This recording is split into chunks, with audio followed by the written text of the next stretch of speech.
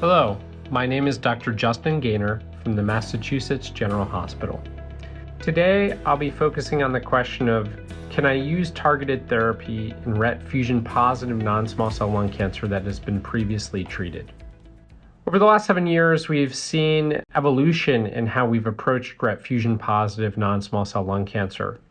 Early on, we were using multi-kinase inhibitors with anti-RET activity in an experimental fashion. So these were investigational trials that were really repurposing already approved drugs, but in a new context, RET-fusion-positive lung cancer. And the activity of these agents, such as cabozantinib and Vandatinib, was relatively modest. And that was principally driven by we weren't hitting the target hard enough because of all of the off-target effects.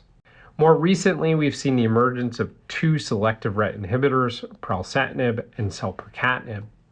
And both of these agents were explored in pivotal phase 1/2 studies with an early focus on patients who had been previously treated, specifically patients previously treated with platinum doublet chemotherapy. So I'd like to take a few minutes and walk through those two studies with you. So on the next slide, we see the schema of the Libretto 001 study, which investigated Selpercatinib. This study included a phase 1 dose escalation study, followed by a phase 2 expansion arm. And within the phase 2 expansion, there were multiple different expansion cohorts.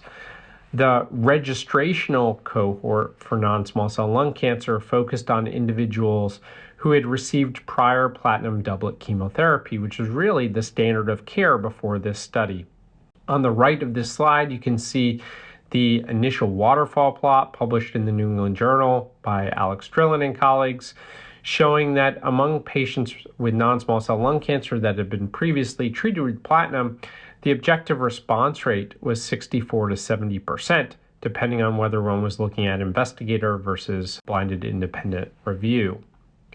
On the next slide, we have updated data that were just published in the Journal of Clinical Oncology from this same study, Libretto 001. And here we see a much larger cohort, 247 patients.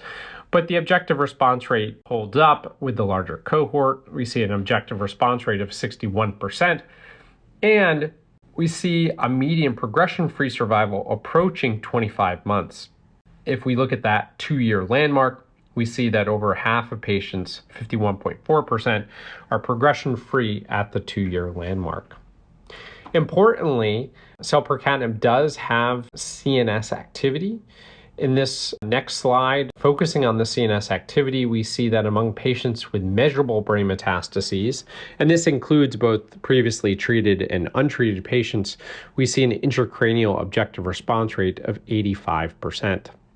Collectively, these data form the basis for the FDA approval of Selpercatinib and really establish this as one of two agents that are a standard of care for RET-fusion-positive lung cancer, including among patients who were previously treated. I should add that based upon these data, the activity is so robust with both Selpercatinib and, as you'll see, with Pralsetinib, we really should be using these agents in the first-line setting. However, if someone had already received chemotherapy, then these agents still have robust clinical activity and should be used in that setting. If we move on to the next slide, which summarizes the schema for the ARROW study, this was the corresponding phase 1/2 study of Pralsetinib, the other selective RET inhibitor.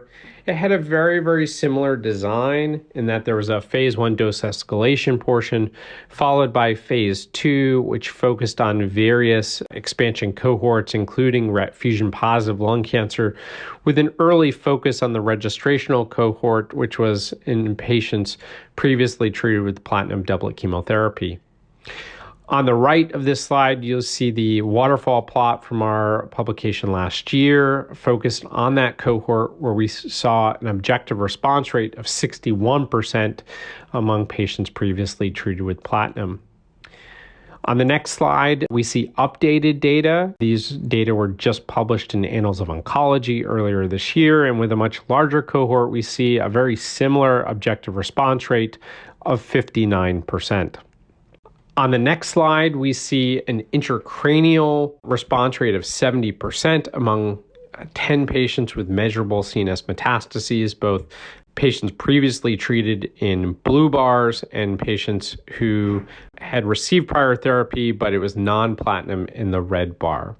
Nonetheless, this highlights the CNS penetrance of Pralsetinib as well, and altogether, these data also led to the FDA approval of Pralsetinib.